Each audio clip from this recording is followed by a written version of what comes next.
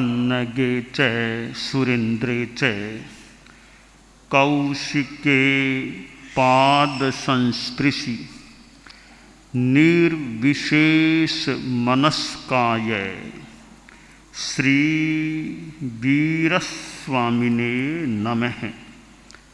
भगवती सूत्र में कहा गया है, किं ते भन्ते अव्वाबाहम सोमिला जम्मे वातीय पित्तीय सिंभीय सन्निवाइया विविहा रोगायंका शरीर गया दोषा उवसंता नो उदीरेन्ति शेत्तम अव्वाबाहम। सोमिल ब्राह्मण परम आराध्य, परम श्रद्धेय, परम वंदनीय श्रमण भगवान महावीर से प्रश्न कर रहा है। प्रश्नों की श्रृंखला की एक कड़ी यह, सोमिल ने पूछा कि भंते, वह तुम्हारा अव्याबाध क्या है? अव्याबाध क्या चीज है? भगवान महावीर उत्तर देते हैं कि सोमिल, अव्याबाध यह जो वातिक, पैतिक, श्लैष्मिक, सान्निपातिक वात से पैदा हो जाए, पित्त से पैदा हो जाए, श्लेष्म से पैदा हो जाए, सान्निपातिक हो जाए, ये विविध रोग और आतंक जो होते हैं, वो शरीरगत जो दोष हैं, उपशांत हैं, उदीर्ण नहीं हैं, वह अव्याबाध है। शरीर हमारे जीवन का एक अंग है और शरीर में बाधा पैदा हो जाए, शरीर साबाध हो जाए, स आबाधा, तो फिर कठिनाई का अनुभव हो सकता है, कठिनाई हो सकती है। शरीर में वात, पित्त, कफ ये असंतुलित हो जाएं तो बीमारी हो सकती है। संस्कृत भाषा में एक श्लोक आता है स्वस्थ के लिए कि स्वस्थ कौन होता है? समदोषः समाग्निश्च समधातुमलक्रियः प्रसन्नात्मेन्द्रिय मनः स्वस्थ इत्यभिधीयते। कि स्वस्थ आदमी कौन है? पहली बात समदोष है, वात, पित्त, कफ ये तीन दोष हैं, ये संतुलित रूप में रहते हैं, तो यह एक स्वस्थता का आयाम है। शरीर में वायु का विकार हो जाए, गैस हो जाए, वायु हो जाए, पेट में अफारा आ जाए, वायु से और कहीं शरीर में ऊपर नीचे कहीं तकलीफ हो जाए, तो वात असंतुलित होने से संभव है शरीर में कठिनाई, बाधा पैदा हो जाए। वायु का वेग हो जाए, वायु ज़्यादा हो जाए तो आदमी कठिनाई में जा सकता है, कठिनाई का अनुभव कर सकता है। तो भगवती सूत्र में जो कहा गया वातिक, वातजन्य तकलीफ नहीं होना, वायु संबंधी तकलीफ नहीं होना, और पैतिक पित्त भी संतुलित रहे, पित्त की उग्रता न हो जाए कि उपवास किया और पित्त बहुत हो गए, तो उल्टी हो रही है, पित्त की उग्रता न हो। श्लेष में कफ भी ज़्यादा न हो जाए, कफ से बार बार कई बार थूकना पड़ता है, बार बार खंखार, नाक से मुंह से बार बार थूकना, और तो कफ असंतुलित न हो। तो समदोष है कि वात, पित्त और कफ ये तीनों एकदम संतुलित रूप में रहें, तो यह स्वस्थता का एक आयाम है।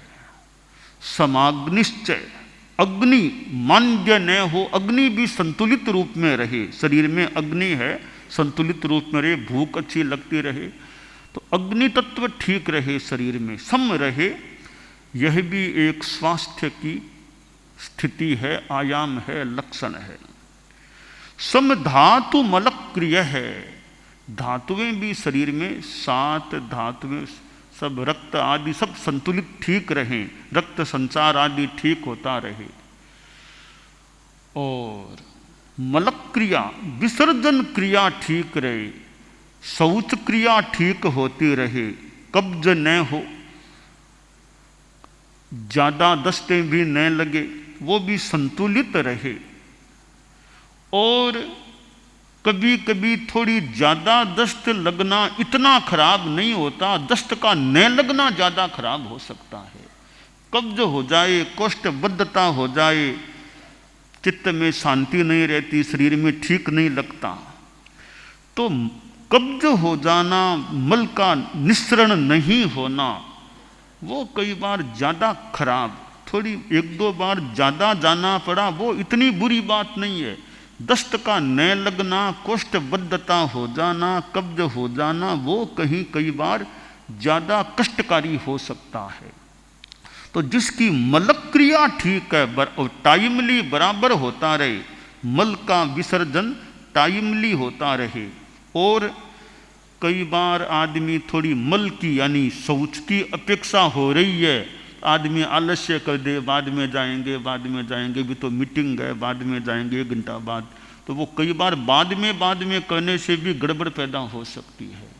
तो शौच की इच्छा हो गई है, अपेक्षा पेट में लग रही है, तो सामान्यतया फिर ज़्यादा विलंब नहीं करना चाहिए। टाइमली अनटाइमली अपेक्षा हो गई है तो बाधा को रोक लेना, शौच को, मल को रोक लेना कि नहीं अभी तो रोक लें, या मल को सामान्यतया यूँ रोकना नहीं चाहिए। हमारे संत लोग बैठे हैं कि पंचमी की अपेक्षा हो रही है, भले दोपहर का समय है कि रात्रि का है, उसको प्राय रोकना नहीं चाहिए। अपेक्षा है तो यथाशीघ्र मौके पर अपना विसर्जन करना चाहिए।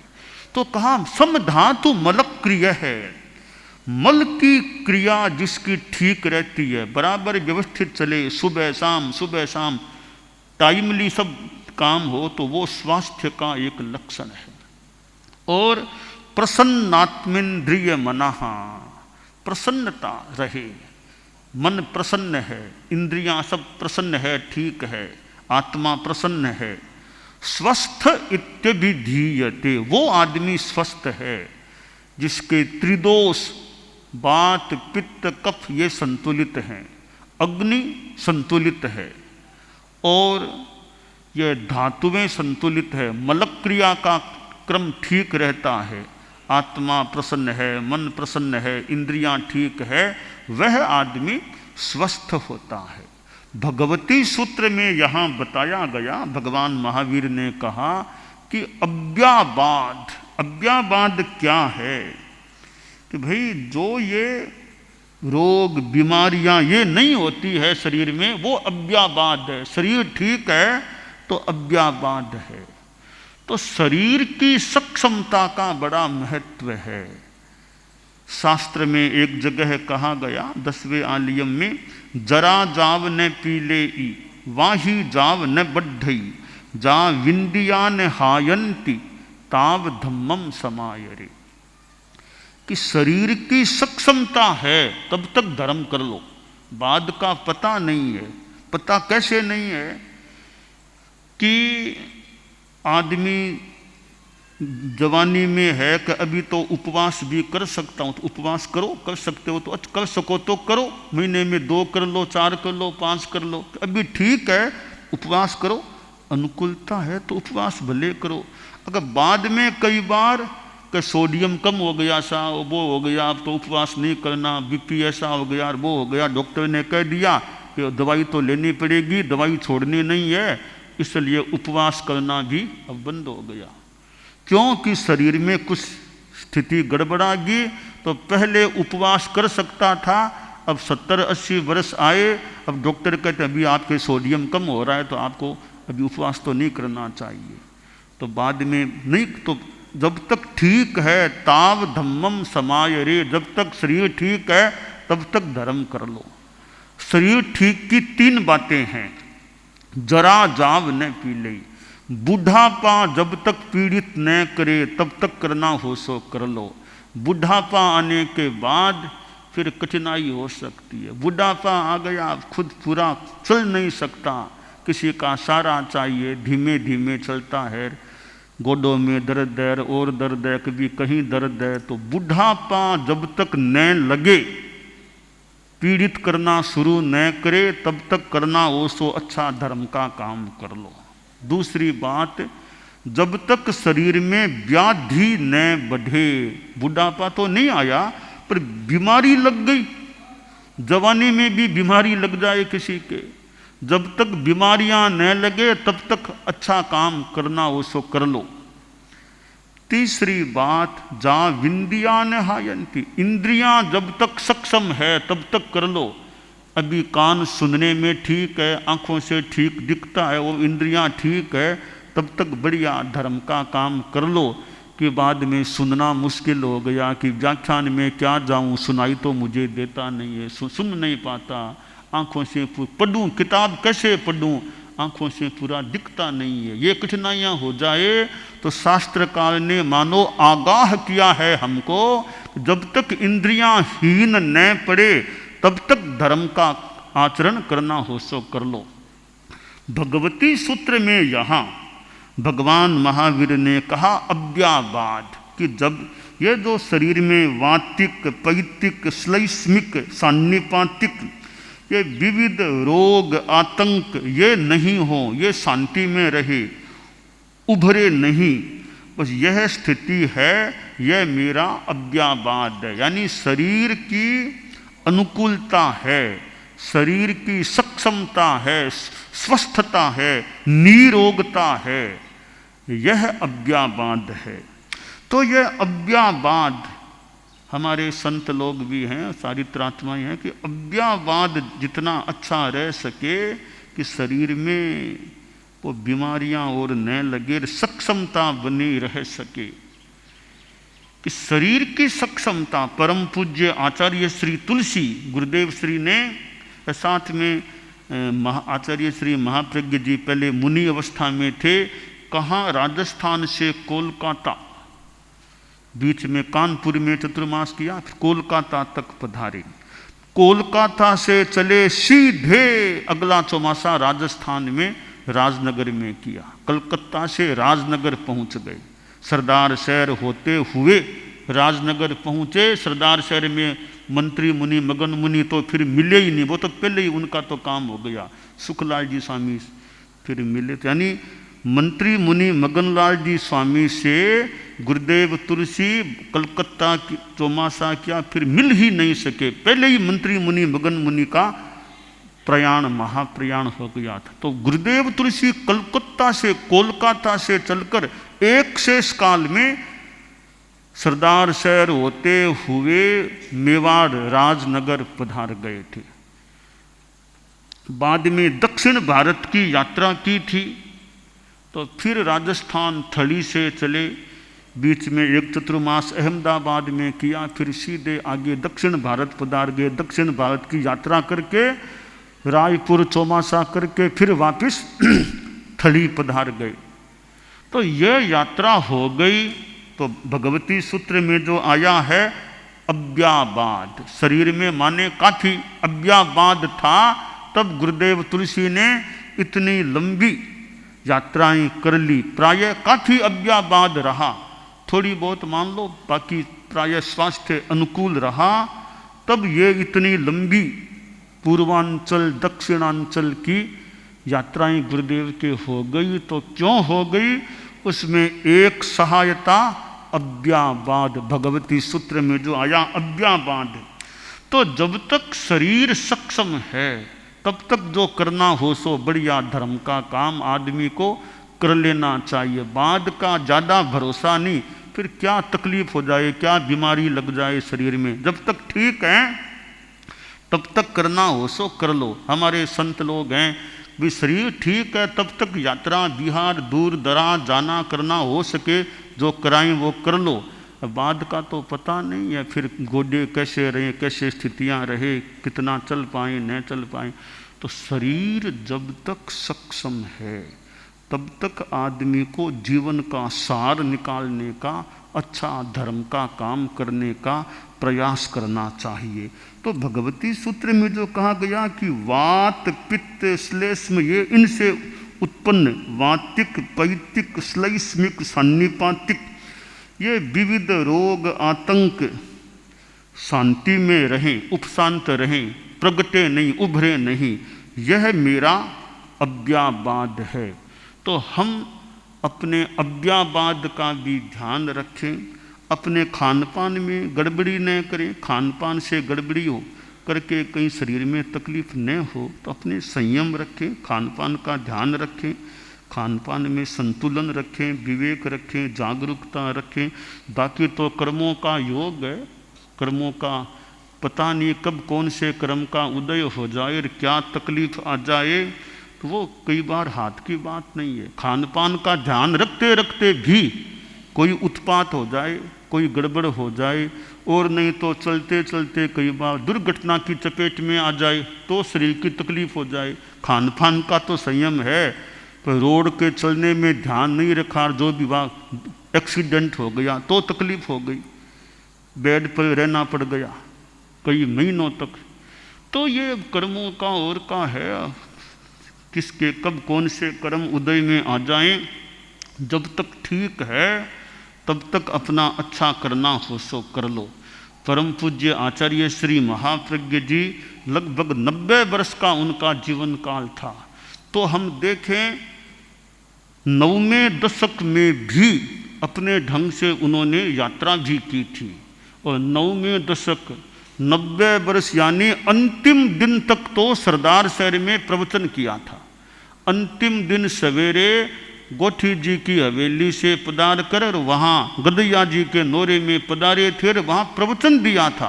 प्रवचन देकर वापिस गोठी जी वाली वो हवेली में पधारे, वहाँ कुछ घंटों बाद उनका महाप्रयाण, यानी अंतिम दिन तक सक्रिय थे, अंतिम दिन का भी प्रवचन उन्होंने दे दिया था। तो इतनी अनुकूलता कैसे? ठीक है उम्र तो थी, फिर भी शरीर की अनुकूलता भी थी, तब यात्रा भी कर ली, अपना प्रवचन भी देने का बहुधा दे देते थे, अपना काम करते थे, साहित्य का और का आगम का काम करते थे। क्यों कि अब्बाबाहम, यह अव्याबाद एक मात्रा में था, एक सीमा तक था, तब वे इतनी उम्र आने पर भी काफ़ी सक्रिय, यानी मानसिक रूप में सक्रिय। यह आगम का काम है, इसमें तो मानसिक बौद्धिक वो अनुकूलता चाहिए, शरीर की भी अनुकूलता हो तब ये काम हो। उन्होंने जीवन के 9वें दशक में भी ये आगम का काम, प्रवचन, यात्रा भी, ये सारे इतने काम है। फिर धर्म संघ का भी संचालन और काम, इतना काम उन्होंने जीवन के 9वें दशक में भी वो करते थे। तो भगवती सूत्र में जो अव्याबाद की बात है कि आचार्य श्री महाप्रज्ञ जी के भी संभवतः काफ़ी अंशों में शरीर का अव्याबाद था, तब वे सक्रिय रह सके थे। आचार्य भिक्षु को देखें, अंतिम चतुर्मास में भी, सिरियारी में भी वे सक्रिय थे, कार्य करते थे। बाद में धीरे धीरे फिर उनके शरीर पर असर आ गया था। जीवन के मानो 78वां वर्ष लग गया था तो भी उनमें सक्रियता थी, तो यह अव्याबाद था।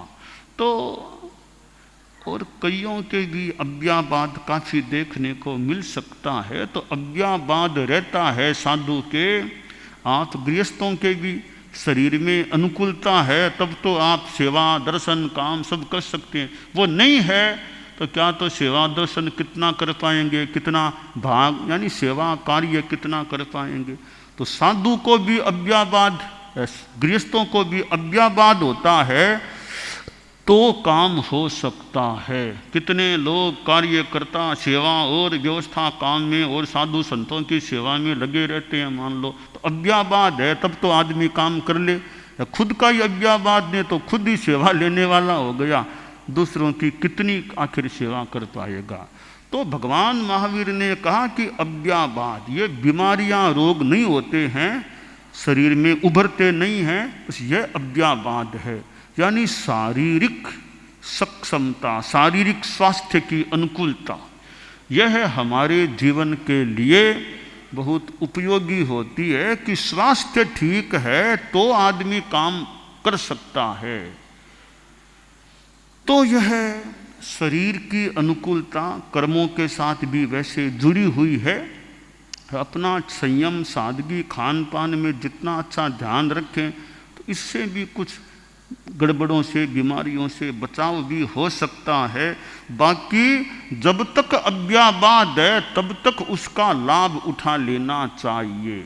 बाकी भरोसा नहीं है किस उम्र में कौन सी तकलीफ पैदा हो जाए। तो बस जब तक शरीर ठीक चल रहा है कि अभी मेरा शरीर प्राय ठीक है, तो अभी तुम इस अनुकूलता का लाभ उठाओ, समय को गमाओ मत, लाभ उठाओ, अच्छा काम करो। तो शरीर की सक्षमता यानी अव्याबाद जो है, स्वास्थ्य की अनुकूलता है, वो जब तक है शरीर में, उसका हमें बढ़िया धर्म के रूप में लाभ उठाने का प्रयास करना चाहिए। दानान शिष्ठम अभयपयाणम सच्चेषु या अणवज्जं वयन्ति तवेषु या उत्तम बंभचेरम लोगुत्तमे समणेनाय पुत्ते।